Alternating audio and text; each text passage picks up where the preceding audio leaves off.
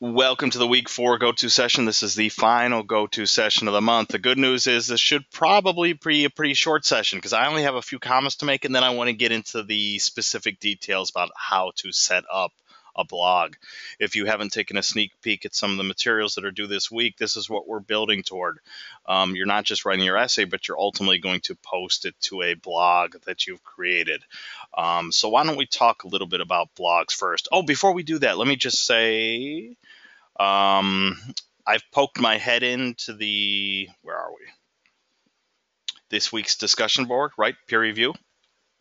Things look like they're working pretty well. If you didn't read the long announcement that I sent out, which offered some tips and suggestions about how to go about writing thoughtful feedback, be sure to check that out.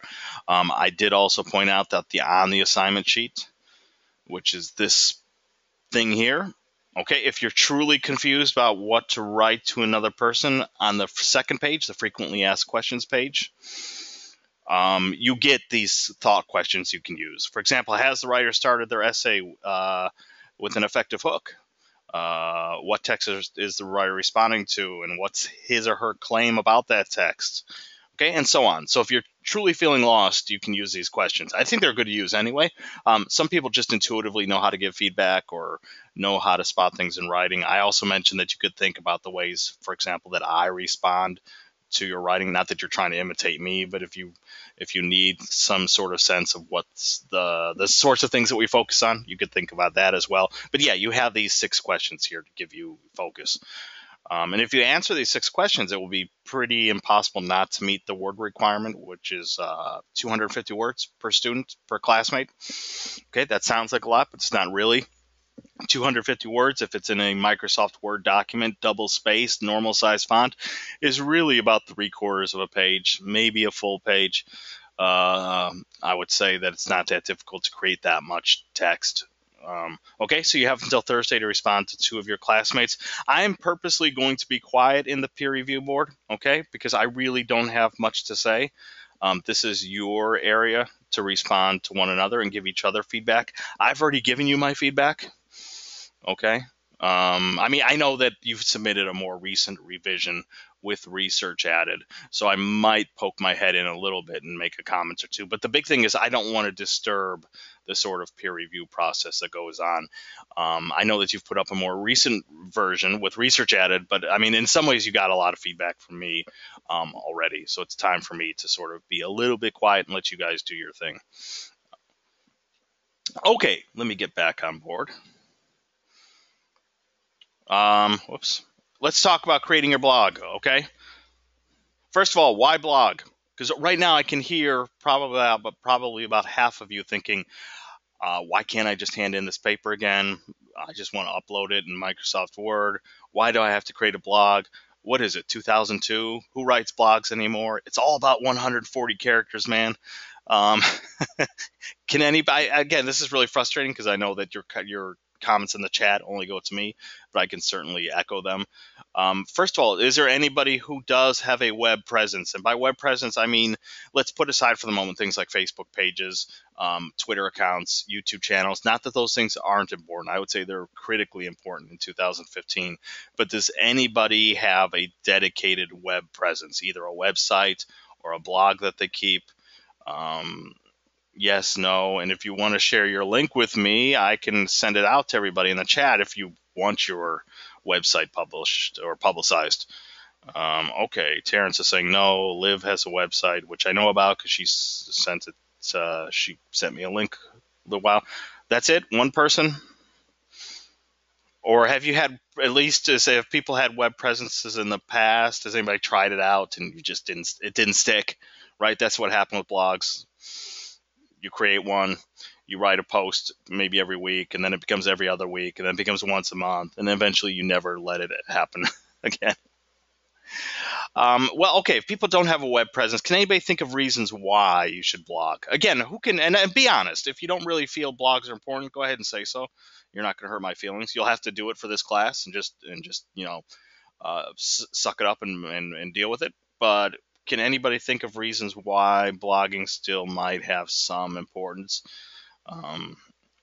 It is true, it's not 2003 anymore, which when I think blogging was at its at its peak.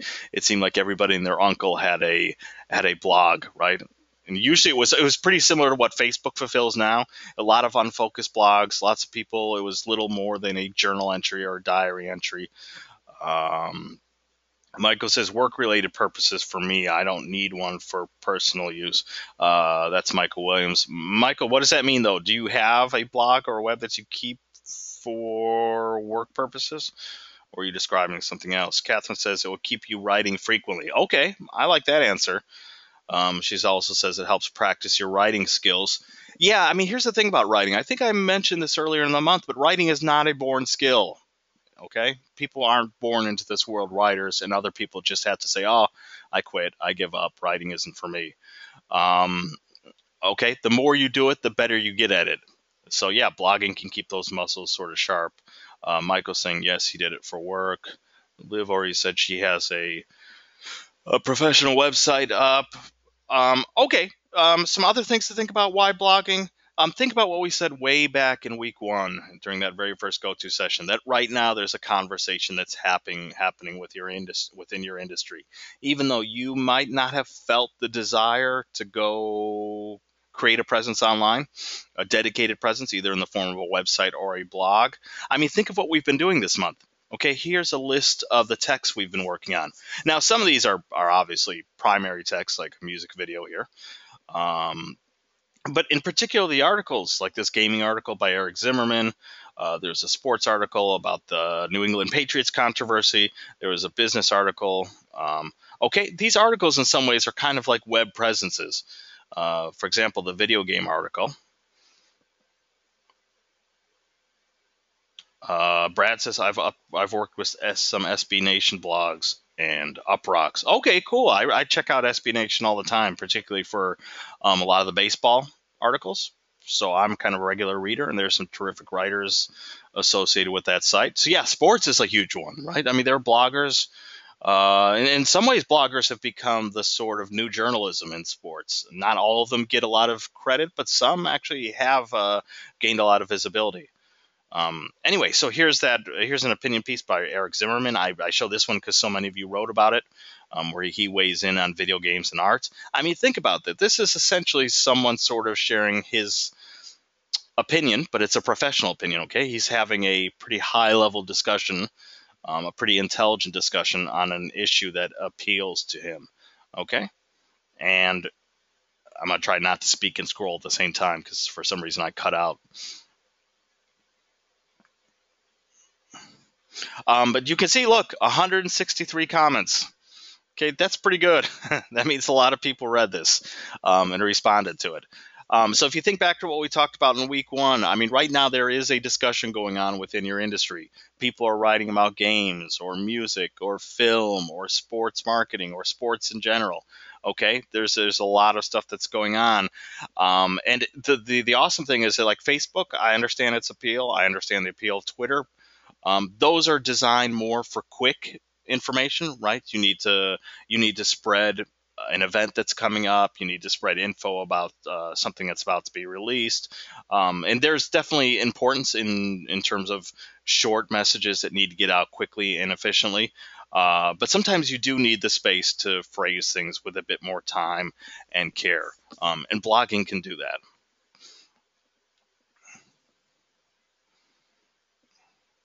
Okay, yeah, this is just what I'm talking about. I was kind of one slide off there. That some of you might feel compelled to join this professional conversation. Okay, some of you might be engaged in your industries. I know I've spoken to some of you throughout the month, and I'm trying to sort of remind people that, because I know that when you're a student, you tend to think, oh, well, I'm not a professional yet, or what could I possibly have to say in response to these things that have been assigned, these readings or these music videos or these short films. But this is sort of what people do, especially if you become a full-time member of the profession. And I would like to think that some of you, if you get jobs in your industry, you might find yourself with more to say. You might find yourself with a desire to share professional opinions about things that matter to you. Okay. By the way, let me just quickly show. For about 3 to 4 years, I had a site. By the way, this is not what it looked like. Because it's been dead for 10 years now, the only way to access the site is using things like the Wayback Machine, which is an internet archive that basically collects every website that's ever existed and archives it. But it can't archive the full thing. So format did not look like this. There were images. This isn't even a complete capture of the entire website. But for 3 years, I had kind of a music review site. Okay. I forget how many records I must have listened to in those 3 years, probably 200 or so. And then I do a little write ups. So I guess these are some of the ones I was writing about at the time.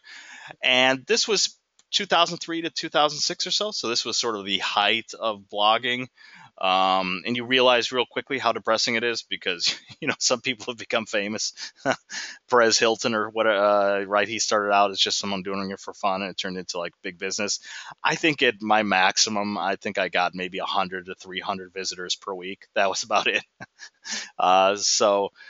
You quickly realize that you're sort of writing into the void, and if people happen to read you, that's fine. If they don't, that's fine as well. But yeah, for 3 years, I sort of kept up this site, and I did it because I'm not a professional musician. Okay, I play an instrument, but that's not really my main thing. But it is sort of a main interest of mine, and so I created a blog that covered it. And unlike diary type presences where people are just writing randomly about what they're doing today or how their life is going. I mean, I thought that this had a sort of purpose, right? It was about music, but it wasn't even just all things music. It was specifically a music review site. I looked at it as sort of something like a consumer guide, right? If people wanted to read reviews or people like to read reviews, well, here's one more site that they could go to. And about 4 times I did have various record labels. We're talking about tiny, tiny labels, by the way, who would send me free CDs. So that was always cool. People would just email you and say, "Hey, can I send you this?" And then you'd get a little present in the mail, excuse me. So yeah, I don't know. For 3 years, I sort of kept this up. It was a lot of work. Eventually, I sort of gave up on it because I didn't have the time to keep up. But for 3 years, I did feel sort of engaged. It felt like, yes, it was an unpaid job, but it was sort of fun to do so. Not all of you may do this, but maybe you will. We have people who are entering the video game industry, the film industry, the music industry, sports marketing, digital design. You might find that you're just bursting of things to say, and you have more to say than a 140 character tweet. So blogging is a great way to do that. How can a blog help you? Consider the following. Okay, so by the way, these might have something to do with a quiz question. There are only 2 quiz questions this week. There are actually, I think, 8 total questions, but I'll explain how there are really only 2 that are linked to this quiz.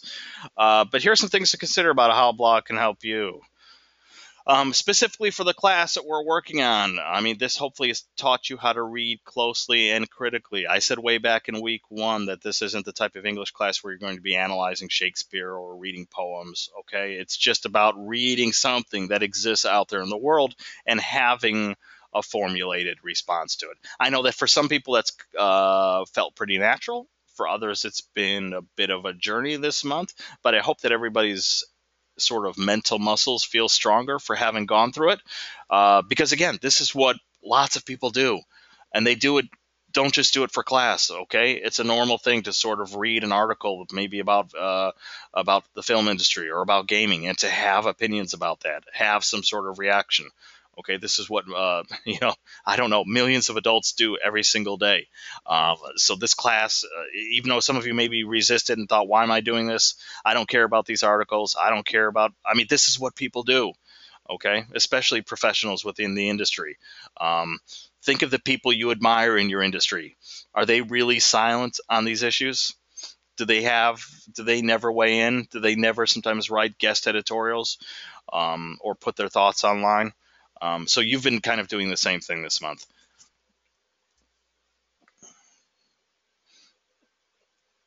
It also, along with that, teaches you how to form opinions on a range of topics. By the way, I'm not sure. How about you, the people here? We only have, I think, 8 of us today. It's a little bit lighter than usual. Have you been responding pretty much to people who have worked on the same article that you did, or have you been reaching out to people who have been writing about different texts? Again, I think I said in my announcement, I certainly don't expect people to read every one of the assigned texts um, like I did. But doing so, or at least taking a quick peek at them, um, it helps teach you how to form opinions on a range of topics. And even if you just stuck, most of you, I'm sure, just picked a text that sort of speaks to you about your industry. So design people went with the print ad. Music people either went with the music video or one of the two music articles, etc. But even if you pick something that was sort of close to home, it again teaches you how to sort of form your opinion on different topics. Maybe that specific video game article wasn't necessarily about an issue that sets your world on fire, but still you should be able to have a reaction to it. Same thing with the two music articles, etc. For example, I have a response to everything. I think I forget who I told this to, but this is how I go through life. I probably overthink. Like everything I read, everything I watch, everything. I don't care if it's a television show or a film. It doesn't even have to be like a serious film or a television show. Like I have reactions. I have things that I want to say. I could probably sit down and write an essay on just about anything. And I think that's a skill that's worthwhile to have. Um, yeah, Brad, I think you're right. Brad says he was the only one to choose a sports text. We had a couple other people, I think, try or start off with that one. That was about the New England Patriots scandal. But yeah, that's a tough one to respond to for some people. Okay. Also, hopefully this month has taught you how to express ideas clearly, concisely, and interestingly. Okay. Um, what we're working on right now is how to respond to reader feedback. And by the way, this will be even a bigger issue if you decide to keep your blog running. It's not a requirement. If you want to take down your blog when the course is over or let it die a natural death, that's fine. I always do have about a handful of students every month though who really do keep the blog going. So right now through peer review, you're learning to listen to reader feedback.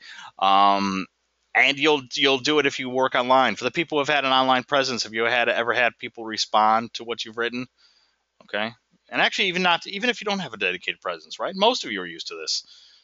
Facebook, Twitter. I'm not a Twitter person, by the way. I don't quite get it. I'm not interested in following celebrities, and I don't know why anybody would follow me. Uh, okay, so how do we create a blog? Let's get into this because this is sort of the bulk of today's session. I've put in my best plug, my best words for the importance of blogging, uh, but I'll leave it up to you to be convinced or not. Okay, so let me find the assignment sheet. Let me close this window. Okay, first of all, here is the assignment sheet for the final project, okay? So that's right here, final project, worth 15% of your grade, by the way. Okay, so this week is kind of free. You have to finish up peer review. You have a quiz to take. You have the final McGraw-Hill module to complete. And otherwise, it's just setting up your blog and posting your essay to that blog. But as always, I encourage you to look through the assignment sheet carefully because I'm not going to go over all aspects of it now. And it mentions the due date, etc. But if you need more information about the specific steps you need to follow, okay, always check this out. We create these documents pretty carefully so that you probably all of your answers should get answered. But I'm going to show things visually.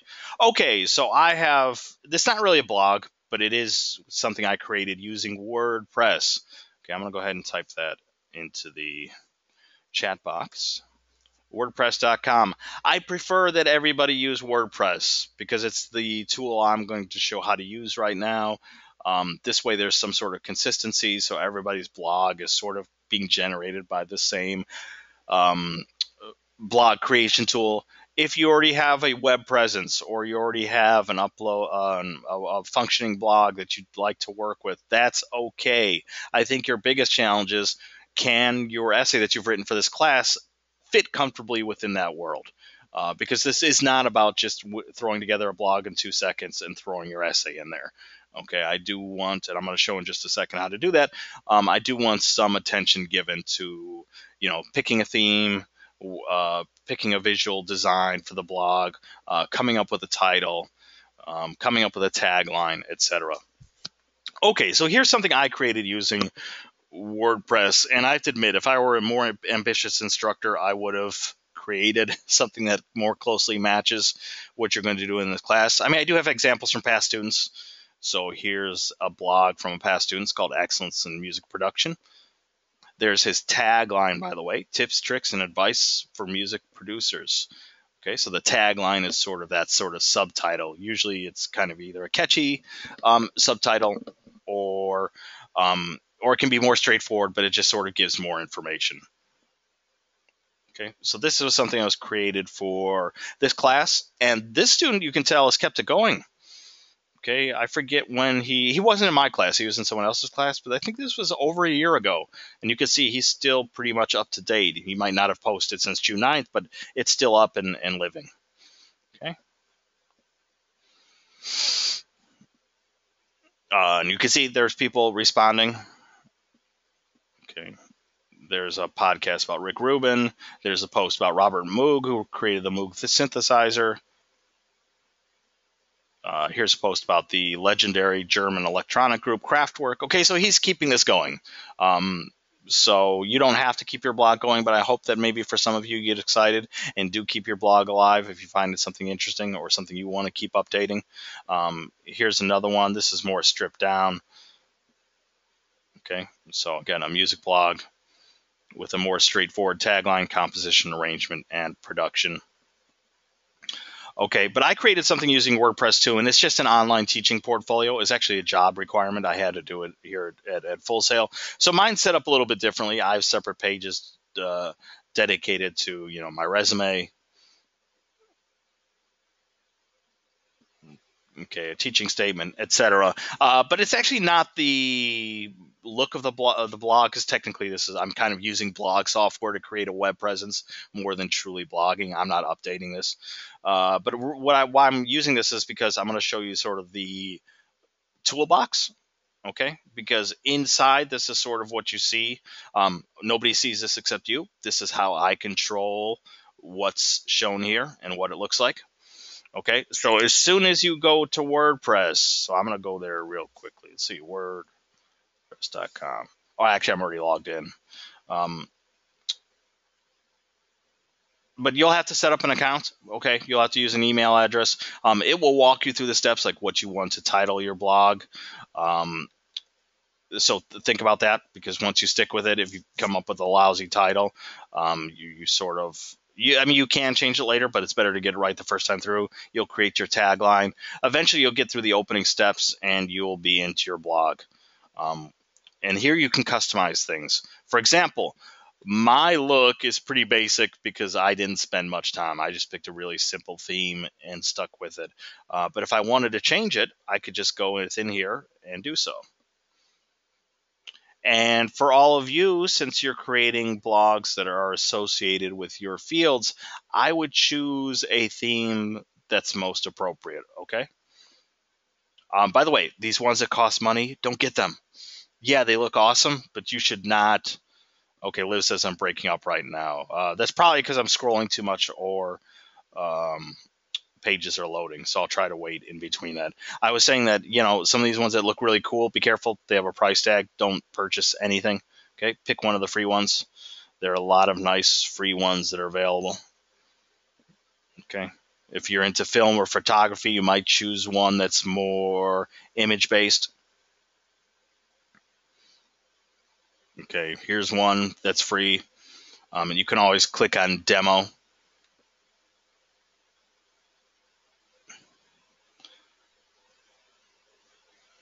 To take a look at it. And if I just wanted to switch this theme, I could go ahead and click on it. I'm not going to do that, not because I really care that much about changing the theme. It's just, I don't know. I'm not going to do it. I like my simple thing. But anyway, choose a theme that you think is most appropriate for your blog. What I don't want to see is just people grabbing anything and throwing it up in 2 seconds. There's not a ton. I mean, you do receive some points for putting together your blog. Okay, I believe it's covered somewhere here on the rubric. But yeah, you shouldn't just be throwing the blog together in 2 seconds. So think about design issues. Okay, once you've picked an appropriate theme, let me go ahead and close that. You can customize things.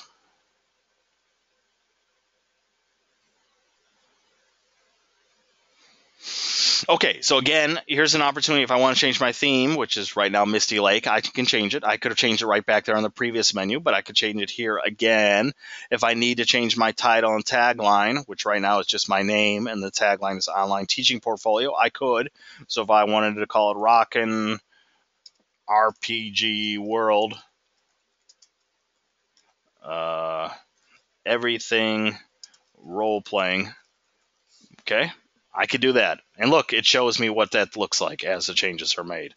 I'm just going to go back.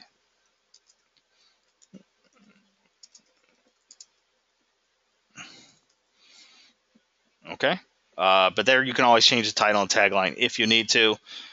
Again, there are different ways to get it to, so you probably won't have to touch theme options. A lot of this stuff you won't have to touch because it's much fancier than you need for this assignment.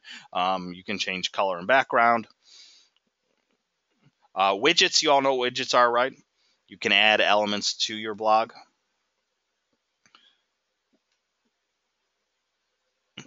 So if you want to have the various blogs that you follow displayed, you can do that. If you want to show how many people visit your blog, you can have that shown, your calendar, Facebook like box, okay, your most recent Flickr photos.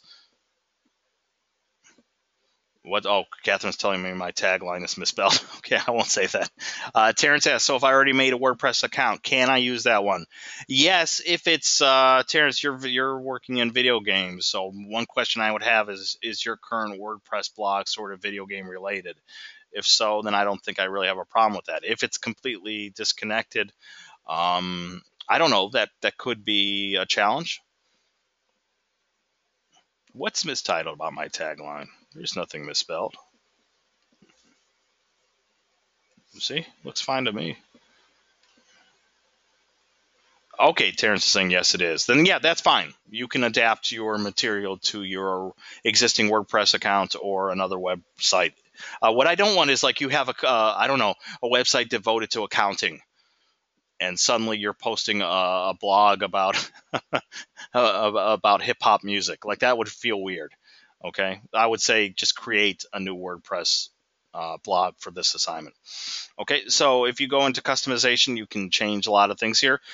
Don't get me wrong. When I say that you should be caring about design elements and making it look nice, I'm just saying that you should be doing more than just grabbing the first thing you see. I do prefer simplicity is nice. I mean, some students really go kind of crazy and they'll have, again, sort of, let me scroll before I talk. They'll have like a powerful image in the background. They'll have things set up pretty carefully. Other people choose a much simpler format. But again, even in the simple format, it's kind of elegant and simple. He didn't just throw this together in 2 seconds. I wish I had an example of blogs that are created in 2 seconds because they look even rougher than this. Okay, and the cool thing is you can always just preview what things look like by clicking View Site, right? And then it will pop up. What else should I show here? Menus. Menu is just a list of, for example, on my page, the menu is this stuff up here, home, CV, teaching statement. Okay, so it's a way for people to navigate the site easily. I'll only say that menus are pretty important because sometimes students create blogs so quickly. For example, here, we do have a basic menu. We have a home and we have an about page. Okay, so we have sort of two of the crucial elements that we need. And if I need to get back between these two, I can do so easily. If you don't have any menu at all, it can sometimes be difficult. I'll get your essay, but then I can't easily get back to the home page or vice versa. You can always look at your pages by clicking pages. Okay, that shows you what you have up. So you can just go into any of them and it will bring up the area where you can edit things. Okay, so I've typed in my text here. I've given it a title, the page a title.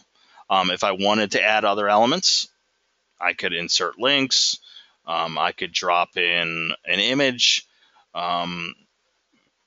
If I had mentioned something like, by the way, I mean, most people know this in 2015, but let's say I mentioned something like Sony Music, I could easily just highlight Sony Music, put in a link to maybe the Sony website. Or let's say I'm talking about that short film. Actually, short films would be in quotation marks. Donkey. Okay. Maybe I go ahead and grab. Oh, I don't think I have it up anymore.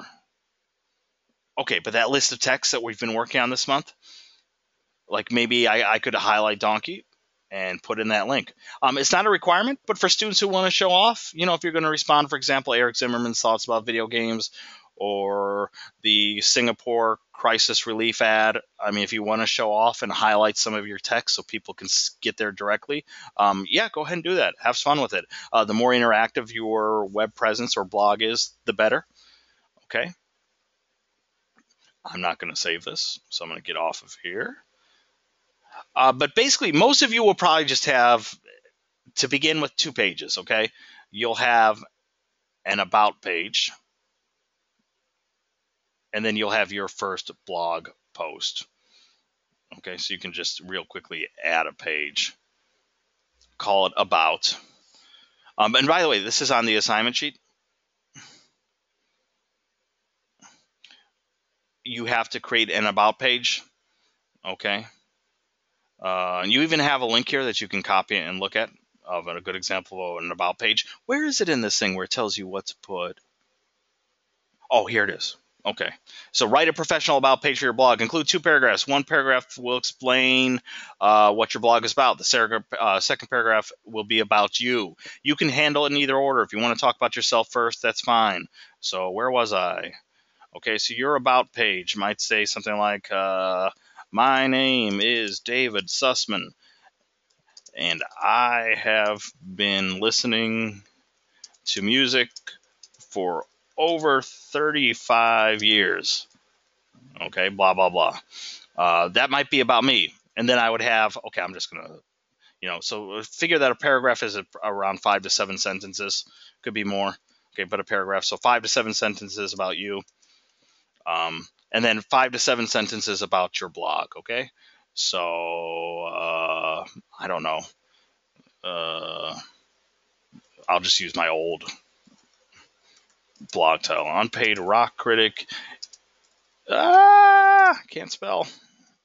Is your number 1 source for blah, blah, blah. Okay, so 5 to 7 sentences.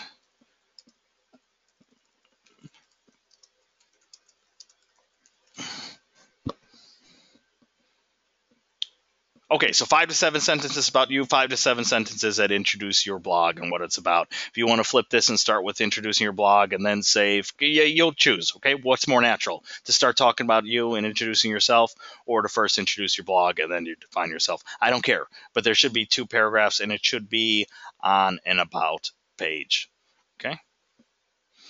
So I'm not going to save this.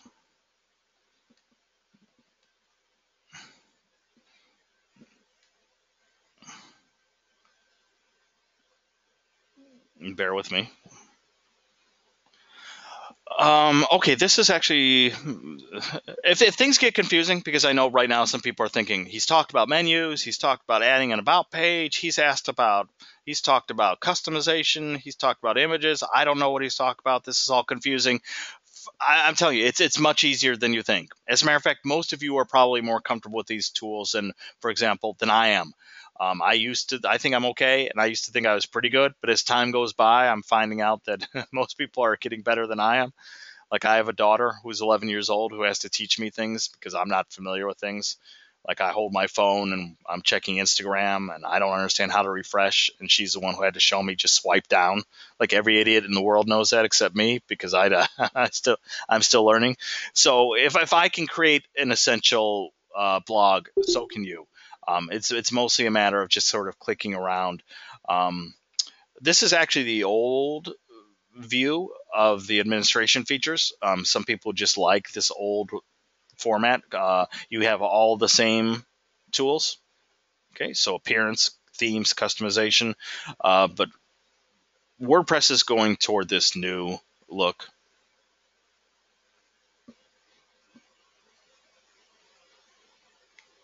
which looks like this. I actually like the new look better. I think it's easier to work with because you have everything here. But basically, you'll need to create an about page. Okay, so 2 paragraphs, and then your essay will be your first blog post.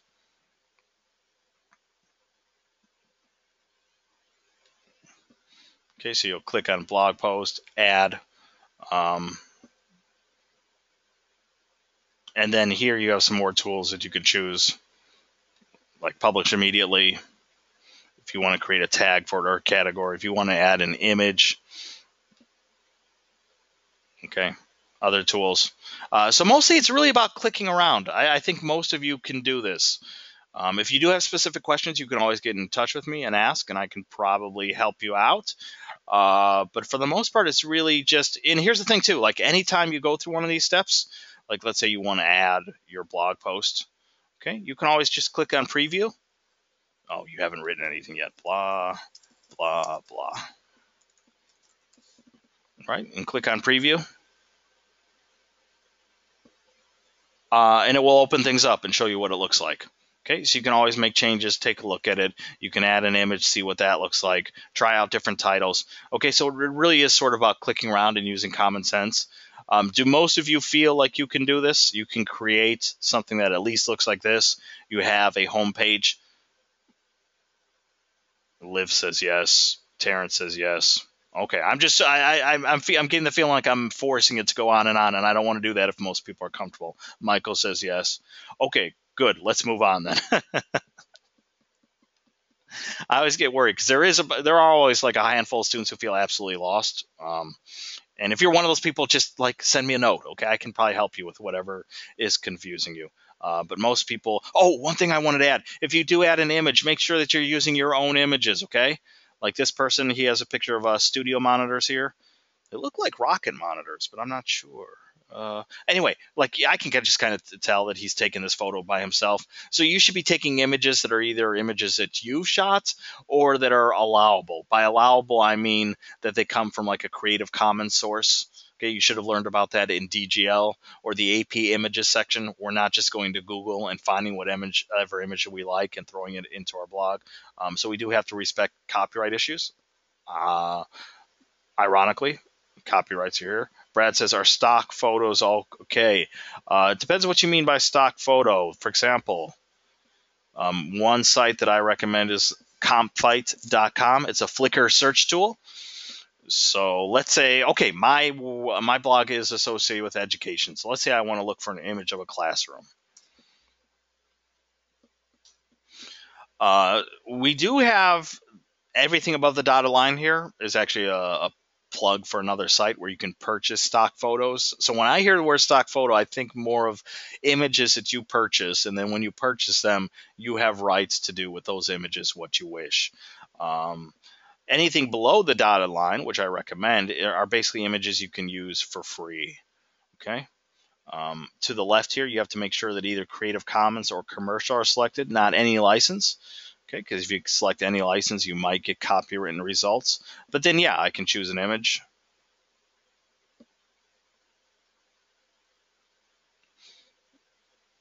Okay, hold on. My control panel. Go to control panel is blocking things.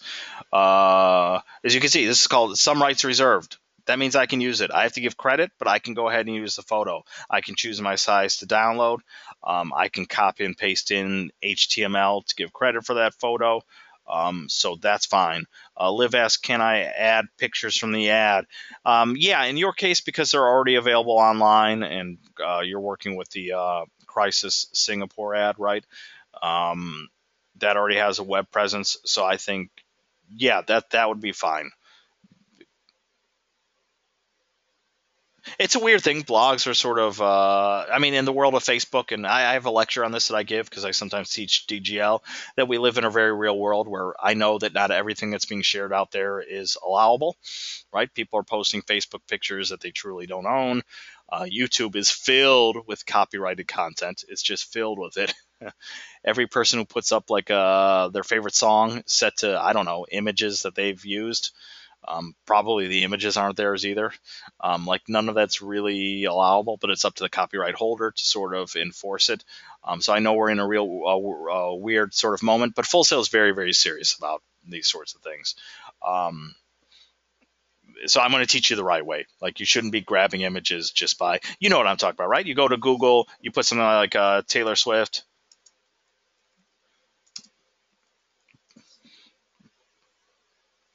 Okay.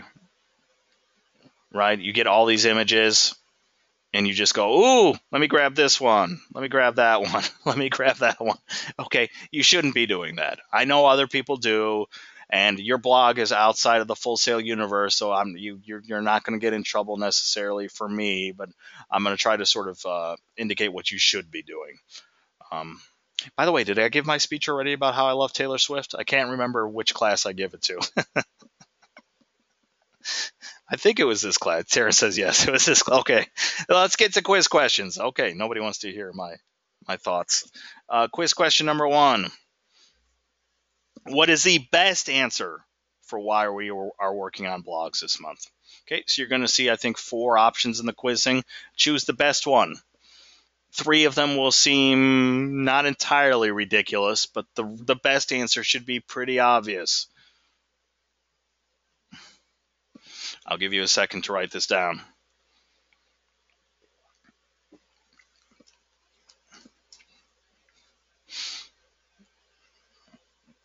Here comes quiz question number 2. What major benefits does the blog experience for this class have? And once you get this written down, those are the only 2 quiz questions, because I don't know if anybody's taken a sneak peek yet at the quiz, but there are 8 questions, but they're really only 2, these first 2. After that, you are basically reflecting on how you've done in the course. So I think one quiz question is, how well have you met the expectations for this class? Or I think another one has to deal with your growth as a writer. Another one has to do with what experience would you give to a future student in this class. Okay, so they're open-minded. Open-ended. They're open-minded too. But essentially, you can't really answer them wrongly, although you could answer them sort of incompletely, or I don't know, if I get a sense that you're not really answering them with care, I could take off a few points. But there are no wrong answers. William says, can you go back to quiz question number 1? Yeah. What is the best answer for why we are working on blogs this month? Okay, so this week's quiz is really, really simple. Those first 2 questions, if any of you get them wrong, I'll be shocked. But the rest of the questions are just your sort of feedback on the course. Now, keep in mind, this is not your place to sort of complain about the class or express what you didn't like. Not that I'm not open to those things, but you have an entirely separate activity for that. Okay, it's called the student course evaluation. It's on the main page of the FSO platform. That's more the space for you to give sort of feedback about what you liked or what you think could be improved. So keep that in mind when you take the quiz. Okay, and that's really about it. I just wanted to sort of get into the details of how to set up your blog, which is always the most difficult go-to session to give every month, because it feels like I'm just clicking around and showing things. But I think most people feel comfortable enough with the technology to be able to do what this is asking.